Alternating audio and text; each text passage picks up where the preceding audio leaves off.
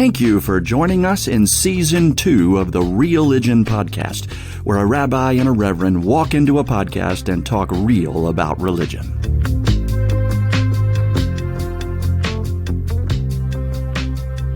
Good afternoon, Reverend Joel. Howdy, Rabbi Eric. How are you, buddy?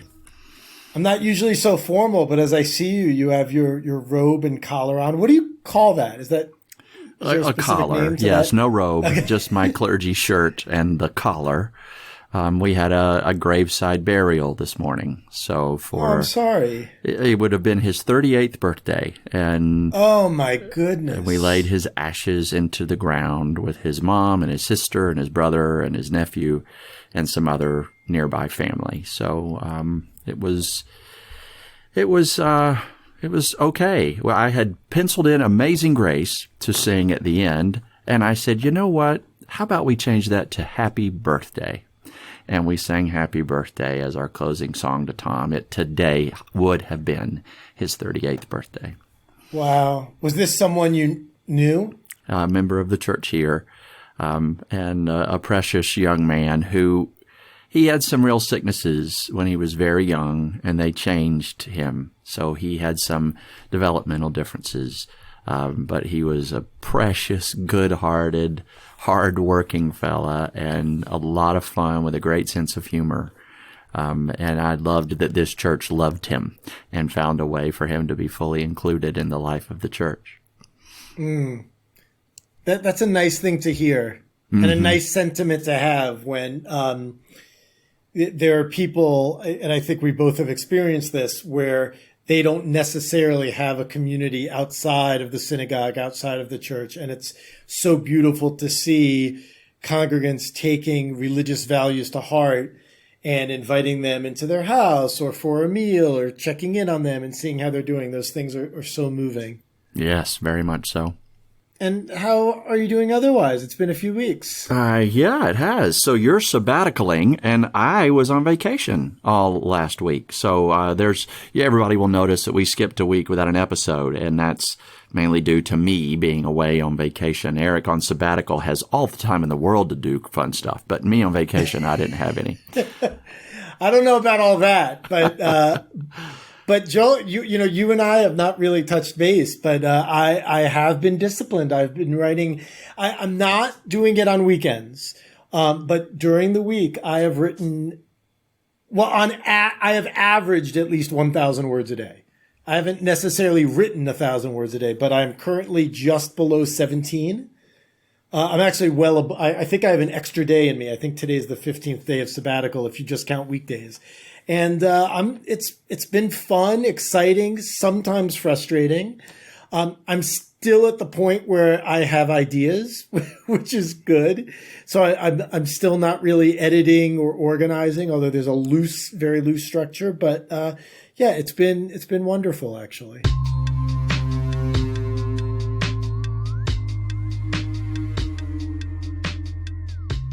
Well, last time we talked about she's and he's, gender issues, and this time we're changing topics on y'all to something that we find problematic. Maybe you will too.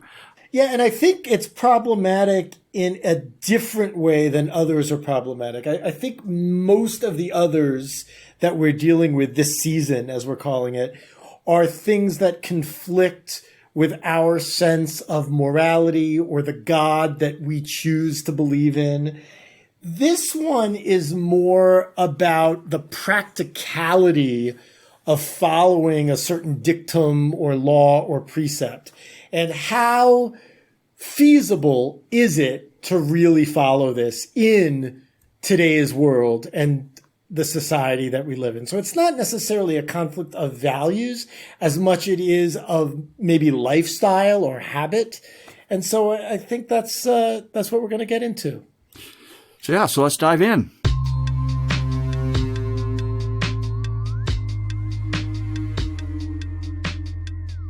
If I go first, you're going to have to stop me, because the biggie in Judaism is Shabbat. And I mean, I could go for honestly hours and hours. So says really, the guy Joel, on sabbatical. Nice. So seriously, interrupt me, ask me questions, or just plain, Eric, you've spoken enough, let me go, is fine. But, Shabbat is problematic because certainly, and it's even more problematic in our world in America, where we as a society define our success lots by work. I saw this funny Facebook post the other day, which again had added meaning because I am on sabbatical, which it was like, out of office reply in Europe, gone for the summer, email in September. Out of office reply in America, had to go to the ER for kidney stones, but email me. I should be able to get back to you in a few hours. Right. And so we have a hard time with not working or being still, which were some of the words I think you put into our show notes, Joel. And, Shabbat, as explained and commanded in the Torah, is very different from the legalistic Shabbat that observant Jews follow today. So, in the Torah, it's, God rests on the seventh day. And as we've used this expression before, imitatio Dei, as imitators of God, then we rest on Shabbat, the seventh day of the week. For Jews, that is Friday evening until Saturday evening. Now, what's interesting is the word rest has a very colloquial meaning. It's like, I may take a nap after we do this podcast, although I'm not because I have errands to do. But, we all know what rest is and we all know what work is. But from a Jewish definition, those are very different. And in fact, to observe Shabbat correctly entails a lot of work. It's just a different kind of work. And so our sages in the Talmud, and I promise I'm not going to go too far down this, but I do think it's important for folks to understand, determined that there are things you are and aren't allowed to do on Shabbat that correlate to the idea of resting. And what they decided is that there were 39 actions that the Israelites performed in constructing the tabernacle. So after the Exodus from Egypt, God commands the building of essentially the first sanctuary. We call it the tabernacle. And the Israelites, they built, they painted, they sculpted, all of these things. It was determined that there were 39 different actions involved in building the temple. And those 39 actions are exactly what are prohibited on Shabbat.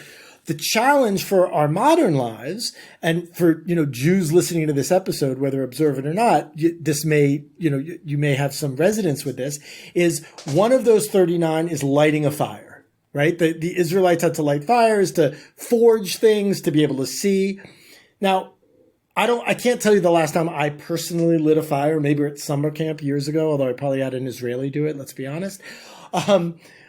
But what has been determined is that when you start a car, that is akin to lighting a fire. When you turn a stove on, that is like lighting a fire. If you press a button in an elevator, you are lighting a fire. So all of those things are prohibited on Shabbat, thus causing huge practical concerns.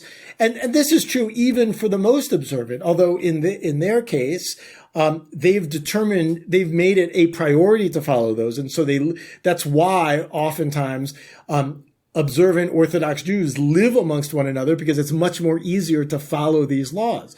But they are hugely practically problematic. Now, one of the things we've done, and I'm almost done, and then I will rest. One of the things we've done in Reform Judaism is try to observe the spirit of Shabbat, as opposed to necessarily the letter of Shabbat. And so for some people, that means not doing email or, not having meetings on Shabbat. It doesn't mean not actually working, because things happen people are born and die on Shabbat, right? Like those things don't stop.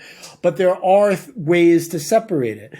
I may try and study Torah in a more meaningful way on Shabbat than I do other days of the week. Now, again, colloquially, that could be described as work. But for me, it is a way to separate. I think of it more of a separation of Shabbat from the rest of the week. all of that is to say, and then, happy to hear your thoughts or go completely on your own tangent, Joel, that Shabbat is a day of rest philosophically, and I think idealistically makes sense to us, especially as things like meditation and, breathing exercises and mental health become more and more in vogue in society. But the practicalities and the rituals of it are practically problematic, especially for a culture that's so busy looking at their calendar, making it full and moving on to the next thing.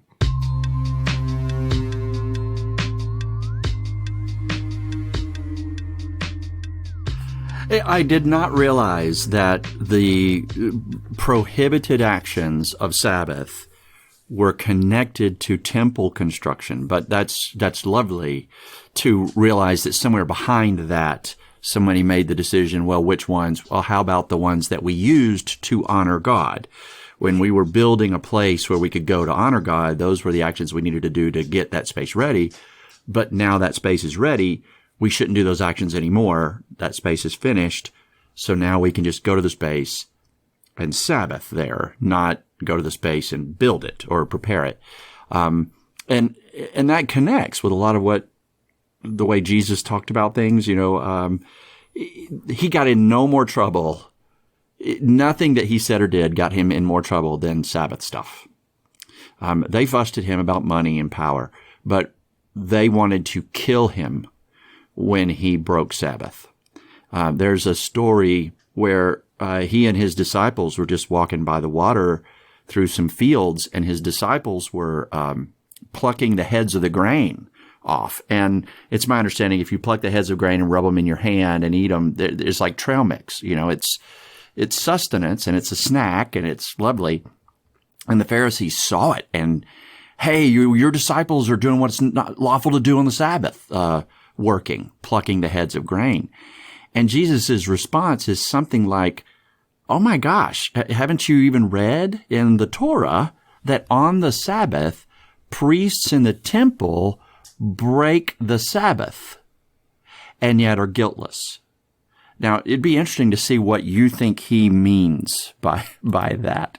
But I was hoping you would tell me. Well, there was a story where I think David was when David enters the house of God and he ate the bread of the presence. And it's not lawful for him or his companions to do so. It's only lawful for the priests. But there are times where, haven't you read in the law that on the Sabbath, the priests in the temple break Sabbath, and yet they're considered guiltless. And what he says is, I tell you, something greater than the temple is here, meaning the grand community of God that cannot be bound in a specific place or by specific walls. And if you had known what this means, that God's saying, I desire mercy and sacrifice, you wouldn't condemn those who pluck grains of head on the Sabbath. And in the end, he's addressing so much of what you're talking about. He's saying it's not about the temple. It's about the grand community. It's not about, oh my gosh, he's working, he's plucking grain. It's that he's with his people. He's building community. He's not trying to build a profit. He's not trying to build a personal household. He's not trying to get an errand done. He is existing as a functioning, helpful member of a wider community. And what you just said reminds me of a very practical example of this, which has to do with kids. So, when can we get kids together to do events? On weekends. And so there's lots of community events that are, sorry to use the word again, community building, social action type of events, and they occur on Shabbat. And so there is a debate, it's an ongoing debate, as almost everything is, on whether or not it's appropriate for the Jewish community to participate on Shabbat in these. And, every synagogue and every rabbi has their own customs and rules with this. For us at my congregation, we sometimes do have events like that on Shabbat. It's one for me, and this is just, my personal opinion. I wouldn't necessarily have a youth group event to go see a movie on a Saturday. but to maybe see a movie about the Holocaust and then have a conversation with a Holocaust survivor, or, talking to me or other clergy about what the Holocaust means. But, something that has a explicitly religious purpose behind it, other than, it's fun, which there are places for, especially in youth group, without question. So there are lines to be drawn. But when, Saturday is, again, in America, is one of the weekend days that it's difficult, when that's when people are free and kind of want to do things. And of course, traditionally speaking, you can't get in your car, you can't use electricity, all these things. Now, most Reformed congregations, and I almost could say all, but, there's always one exception. I can't think of a Reformed congregation where the majority of its parishioners, or even any, walk to the synagogue because it's Shabbat. They may walk because the weather's nice and they live close, but not necessarily because it is Shabbat and you don't drive. And as a corollary, when I was in Omaha, in my previous congregation, we had a panel discussion amongst the various denominations, and someone asked the modern Orthodox rabbi, how do you feel about the fact that people do drive to your shul to come to services on Friday? Shouldn't they walk? And he said, well, all I know is that they do walk through the front door. Just love that.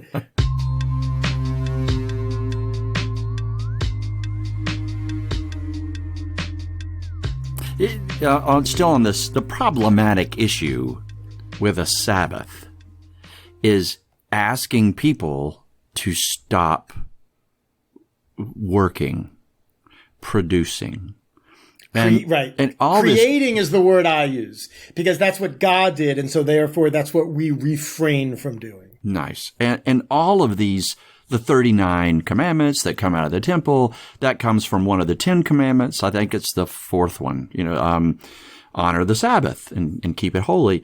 And that comes from the creation story, the Genesis 1, not the Genesis 2-3, where God created everything in 7 time periods that were called days.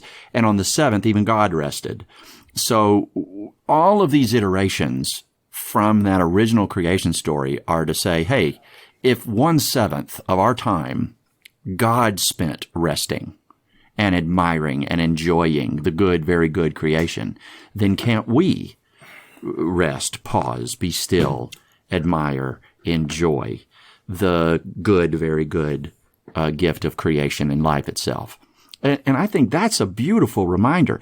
When we miss that and dive into the wacko technicalities, I feel like we're blowing things up, and the impracticalities aren't in the original reason for Sabbath.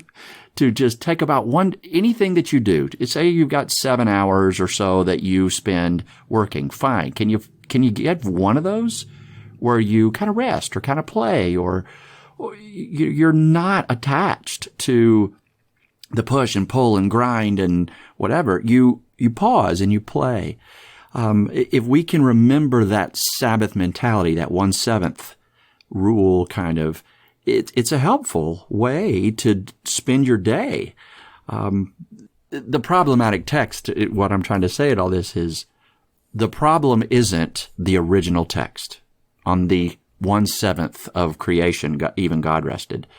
The problematic part is when the minutia from that and our productive culture slam into one another. Yes, I agree. I will tell you, this isn't necessarily a devil's advocate position, as what we call in Judaism as davar acher, another thing, a different opinion, because there's never just two sides, right? There's always another opinion, another thought, something else to learn. So is people who do celebrate Shabbat to the letter, so to speak, with the minutia, often will say that it is not a burden, but a beautiful, holy thing. They'll absolutely admit that it takes work and effort and preparation. I mean, just the meals alone. I mean, if you're a family, you have to think ahead through Saturday of how will meals get prepared, leaving on the stove. There's things they call Shabbat stoves to this day where, it goes on and off based on timers. And so they're not technically violating the law. There's something called, if anyone's ever been to Israel, over Shabbat, this may resonate. There's things called Shabbat elevators, where on Shabbat, because let's say you're either exhausted or, an older person, or just, you're not able to walk up 30 flights of stairs to your hotel room, and it's Friday night after Shabbat. You're expected to walk up 30 flights of stairs, talk about like work, right? And so the elevator just stops at every floor. No one presses any buttons, thereby getting, bypasses the legality of lighting a fire. But all that is to say is that there are many people for whom those idiosyncratic specificities are exactly what makes Shabbat holy. And so I, as a Reformed Jew that doesn't follow those, I agree with you that the minutia sometimes, it does often take away from the larger meaning. But at the same point, those specific laws are in part what give the meaning too. So I do think there's a give and take. Although did I share my story about Passover with my friend? Does that? I don't know. To you? Maybe. Of course, my context there was very little, but this is a short story, but I will always remember it. I had a friend who became, and I don't want to go too far down this rabbit hole, but it's called Baal Tshuva, which is basically someone who is Jewish. It's like a born-again Jew. And very often someone who's Baal Tshuva, it typically happens in younger people, 18 to 25 range, right?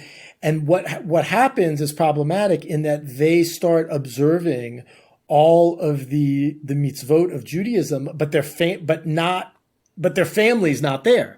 And so they'll go home and criticize their parents for not keeping kosher, or, all these things. It causes some real problems. So anyway, this person I know fairly well, became a Baal Tshuva, and I celebrated Passover with him and his family in Florida. And his father was running the Seder, and it was a very typical, what I call a typical liberal Jewish Seder, 45 minutes long, kind of sprinkling things here and there, nothing too long, right? And he kept,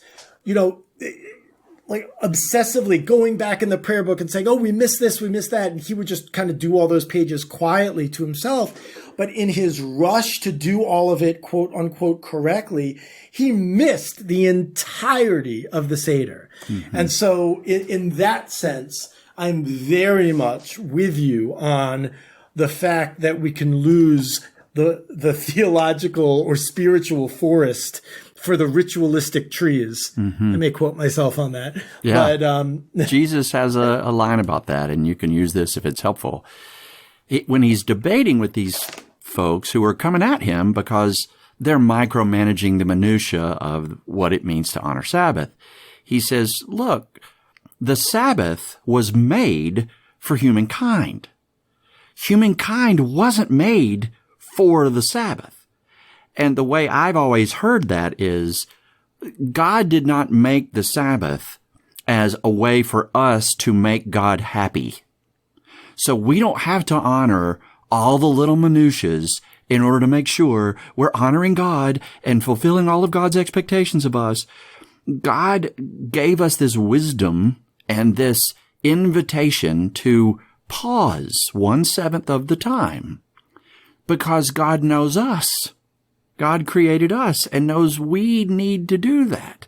And some of us will just not do that. We will just go and we won't even stop and we'll miss it and we'll run right through it. And we won't remember to pause and love and hug and thank and do the beautiful community building exercises. We'll just answer the next email or the next phone call or start the next project or start the next load of laundry, right? We won't pause and slow it down. So I love his way of saying it. The Sabbath is not a must-do of humankind. It's a God invitation created to help humankind.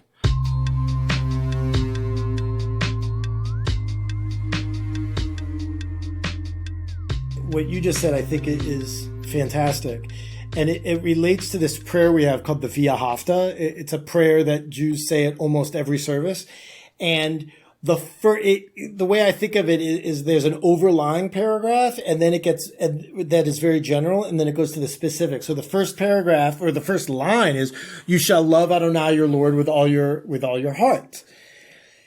And that's one of those very kind of, feel good general philosophical sayings. But then in the paragraph below, it gets very specific as to how to do that. And I'm of the belief that second paragraph, in its specificity, was for a certain place and time. It's up to us to design our own, quote, second paragraph. The first paragraph applies always, but it's incumbent upon us to kind of figure out, okay, how do we, in 2021, in Athens, Georgia, how do we love God, as opposed to how did the authors of our prayer book show their love for God? Nice. There's one more story about the Sabbath where Jesus tries to remind them of the practical application of Sabbath versus the letter of the law interpretation of it. There's a man with a withered hand, and it's Sabbath, and Jesus sees him. And so it says that they all began to look at Jesus to see if he would break the Sabbath and cure or heal on the Sabbath. So he goes over to the man with a withered hand, and he says, "Let me ask everyone here a question. Is it lawful to harm or to heal on the Sabbath? Is it lawful to kill or to give life on the Sabbath?" And it says they were silent. And I think the reason they're silent is, well, the Sabbath doesn't address those kind of issues. The Sabbath isn't about that. We have other commands for that. The Sabbath is its own command, and it speaks to different things. So then he says, okay, let me make it more practical. Let's say one of you has a sheep and it falls into a pit on the Sabbath. Do you leave it in the pit to drown, or do you pull it out? And then he goes over to the man with the withered hand, and he said, I'm going to do the same. And he heals the man with the withered hand, and they're furious with him because he broke Sabbath. Now, in the practicality, everybody in that room understands, if my sheep falls in a pit on the Sabbath, I'm pulling it out. But he saw a human being in a pit and pulled that human being out, and they criticized him for it. So Sabbath isn't made for an individual to honor God. It's made for God's creation to be honored. And God's creation includes the created. When we do gifts of love or even service to one another, that can be Sabbath. And I think you could make a parallel with integrity between that idea and the way Shabbat was constructed, pun intended, because, again, going back to those 39 prohibitions, those all have to do with the creation of the tabernacle. And what is the tabernacle except the very epitome of community? It's not about self. It's about communal responsibility.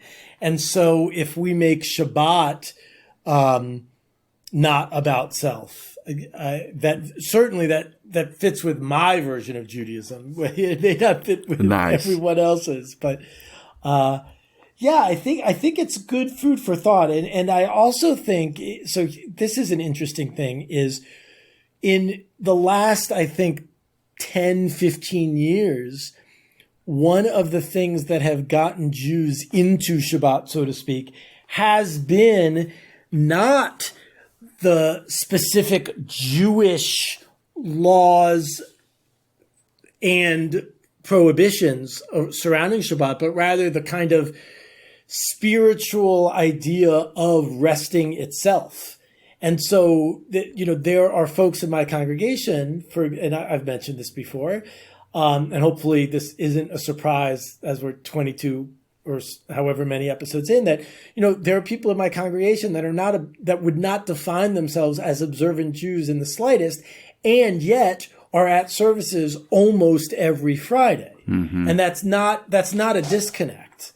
Nice. Because, and so not only is that very possible, but for me, that highlights what it means to take community seriously, prayer. I mean, a lot of other topics we've talked about, certainly. But the fact that they get a nice feeling of separating one day from the other 6, whether it is Jewishly commanded or otherwise. I think it's in the human spirit to appreciate in a longer term the sense of rest and non-creation.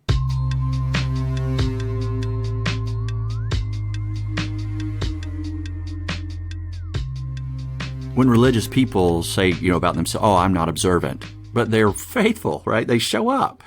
I think they're trying to differentiate themselves from the minutia, where a lot of the perceived naivete or problematics are. But they're trying to honor the big picture. That's so beautiful, right? The folks 100%. They get it, right? So the temple, it wasn't built to be holy. It was built to be the place where we embody holiness. We hold each other accountable to the grand community, the individuals, and we honor everyone, and we share, we bring a tithe, 1/10 of our stuff, and those who are hungry always have enough. And it was designed to be the place of accountability to what we agree our community is going to be like. And over time, we forget that. And it's not problematic that the temple is the place where we honor community. It's problematic where the temple is marble and it has to stay marble. It's gold-plated and it has to stay gold-plated. We forget that the reason for temple was to help remind us how to be community. And then it's naive. Then it's problematic.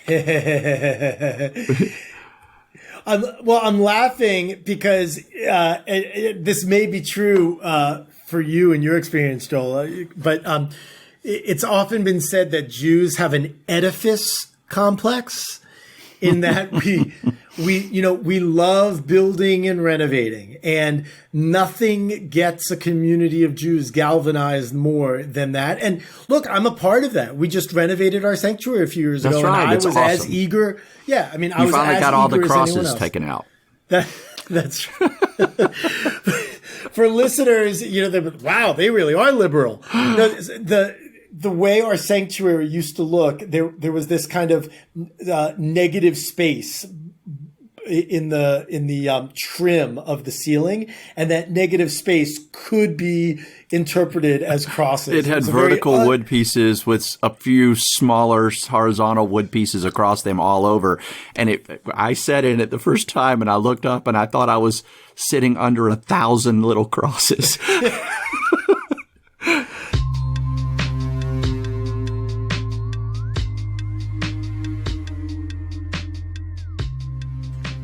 Even during our capital campaign, which again, I was as excited about as anyone else in the congregation, I gave a few sermons about that. This is not the goal. The goal isn't the building and the wonderful, and it is wonderful, air conditioning system and the lights and the sound system and all the rest of it. The garden out back, yes. Right, yeah. The goal is spiritual and meaningful worship that helps to change our lives. Now, I think it aids in that goal, and it's a beautiful aid in that goal, but let's not kid ourselves that it is a step on that process and not the end of that process, as you just said. And yes, the building, right. Or the trappings of the building, or what the building symbolizes in its actual furnishings or whatever. And there will be people who will religiously show up faithfully into that space, and they will begin to associate the space with the faith. And as opposed to the space was created to build a community, my presence in the community is the source of my faith. And people lose the connection to the communal aspect, to the physical aspect where that community sometimes gathers. And then we call it naive. As long as we're remembering it's about the humans there, I think we're good. Jesus talks about this stuff a lot when he's talking about money. And I think that does not surprise me at all. Yeah. That may be another place where at least the Christian part of the message is perceived as naive. He says things like, look, go sell everything you have, give it to the poor, and hang out with me. Christians hear that and go, nope, not doing it. Now, he says that to a very rich young man who is quite confused as to the source of his wholeness and happiness, because he is chasing the dollar bill and wondering why he's not happy yet. And he's also ridiculously religiously observant to every commandment of the law, and he's still not happy. And he's confused. Like, I'm perfectly observant to the letter, and I'm wealthy. Why am I not happy yet? And Jesus says, drop it, dude. Like, hang out with me. You'll see how we don't follow all the letters of the law, but boy, we build a community that follows the Spirit. And we're not as obsessed with having more than everybody on the planet. We're just obsessed with making sure everyone on the planet has enough. That reminds me, Joel, I think I have said this on this podcast before, but it's worth repeating. Is that a well-known rabbi came to my first year class in Israel and was talking about some of this stuff and said, you know, it's hypocritical for a rabbi to own more than 3 suits and talk about social justice. And then he said, that being said, I own more than 3 suits.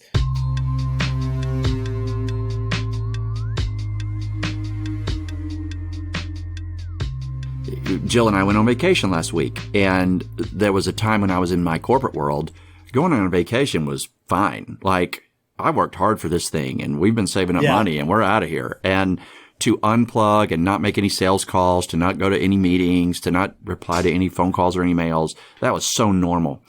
Now in the clergy world, I have 2 issues, practical issues with vacation. And one is, you know, there are people that I won't visit this week who need a visit. There are people I will not call this week who need a call. And I can't not remember them, even when I am choosing not to call them. And that has a little sting in me. So the discipline as a pastor of taking a vacation is submission to God is God, not me. When I'm on, and I work hard for my people. But I have to be humble enough to say, I need to back up sometimes and trust God and the rest of the community has them. And it's okay. I don't have to go. And the other one is the money. Like, if Jill and I got a sweet deal on a little house down at Rehoboth Beach because a very generous donor gave to our presbytery a semi-beach house about 2 blocks from the beach. And it's lovely. And they have a very affordable rate as opposed to all the other houses around it that clergy can get access to. What a gift. So we paid that money. We went down there and walked to the beach. Those resources could have fed a lot of people. Those resources could have clothed or housed a lot of people.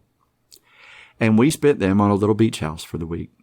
And there's a little zinger, a little practical, naive zinger of, is it okay for me to spend these resources in this way?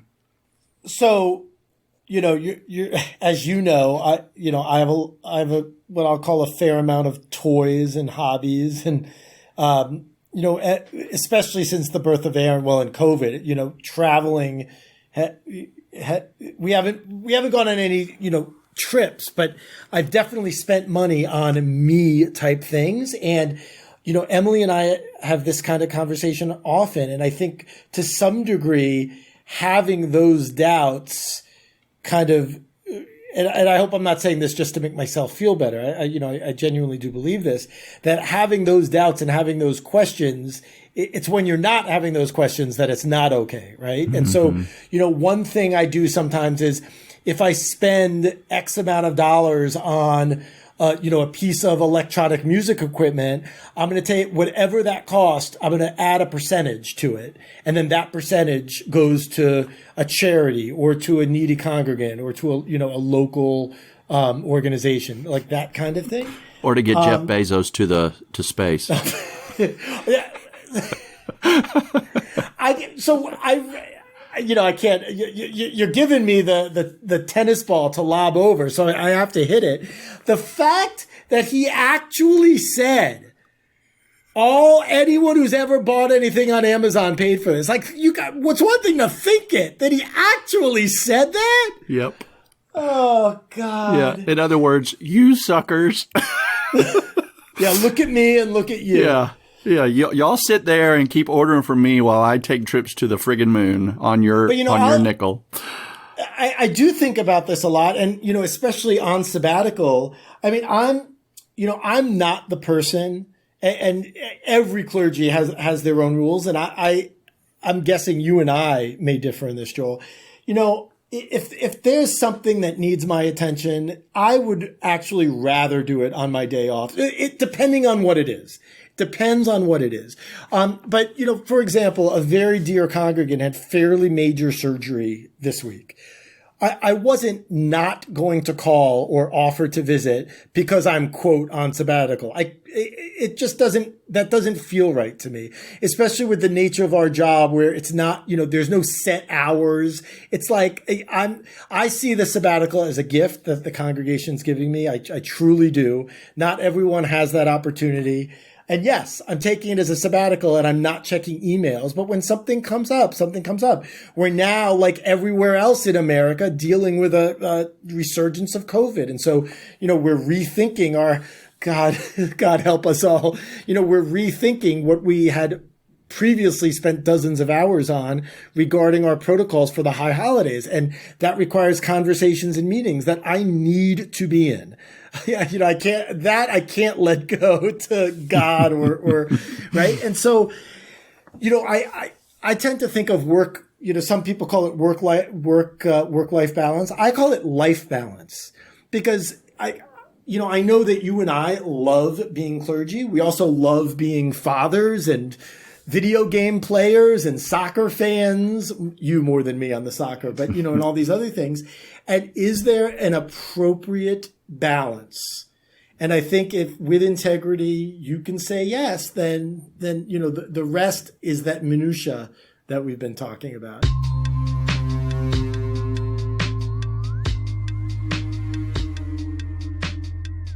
That was a real evolution for me from the corporate world to the pastoral world. Pastoral world brought with it some new issues, but there was once upon a time, work-life balance.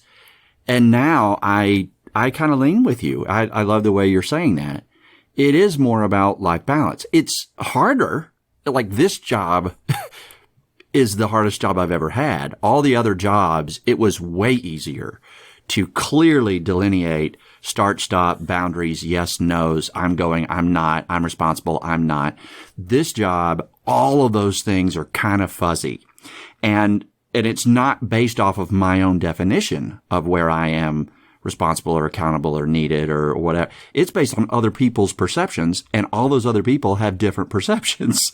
So, certain percentage of like, of course you don't come, you're on vacation. And then someone's like, oh, I wish he would have called. And others are like, I can't believe he didn't leave his vacation to come see me. Right? All of the aboves are out there. And I have to find some way to not be so naive as to not know they're not. And right. To feel balanced enough in my own way that I live it so that I can sleep at night and not drive myself nuts that I did too much or didn't do enough. Jesus talks about this at one point. He says, and this is problematic, don't worry about your life, what you're going to eat. Don't worry about your body. Don't worry about your clothing, what you're going to wear. Life is so much more than food and clothing and all that stuff. Look at the ravens. Look at the flowers. Doesn't God clothe them and feed them beautifully? And God knows you and loves you. God is just strive to build a beautiful community, God's kingdom, and everyone will have more than enough. And I think that's probably true. Like everything that has been provided, there's more than enough for everybody. And when I look and see somebody who doesn't have enough, my assumption is that's because somebody else maybe me, has too much.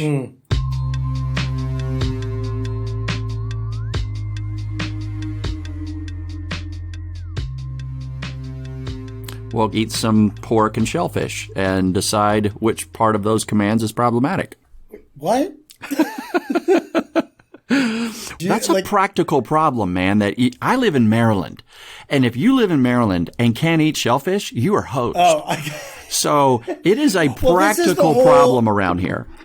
This is where I actually think Judaism, we're going to get off a whole tangent here, but I'll make this quick.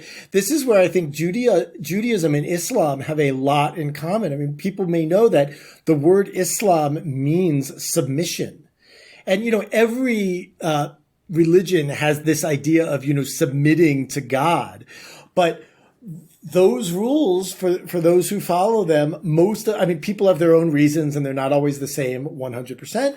But generally speaking, it's because that's what God wants. And how can me wanting a cheeseburger be more important than what God wants? Therefore, I will sublimate my will to follow God's will. See, my solution to that, to all these naive, problematic texts, or problematic, naive interpretations of text, is God wants a grand community where all are loved and cared for and fed, where death ends and peace exists, and everyone has enough. So if my sacrifice builds that kingdom, so be it. It's a bit naive to assume it's going to get here anytime soon, especially with our current government and global politics. But I'm still going to do it. Not to make God happy so I get some reward. I'm going to do it because I love my brother and my sister, and they need it. And I'm willing to let go of some things so that they have them. And in so doing, God is pleased. But I'm not doing it to please God. And I'm not doing it to get God's approval on me. I don't think I can get that. I don't think I can get God's approval with my works.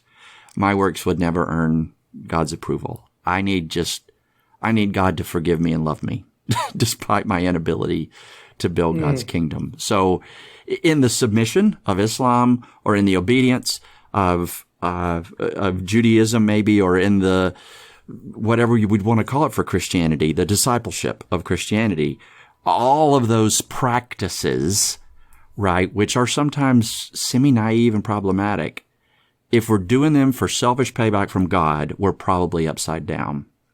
If we're doing them to help build something that looks like holy community, yahoo. That's right. Even if it does sound naive, do it anyway, and let a little spark of kingdom come.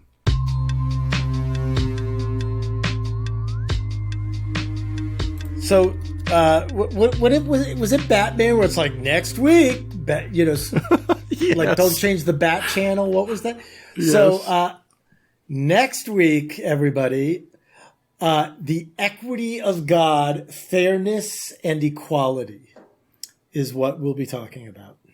Yeah. Is God fair? Spoiler alert. Not so much.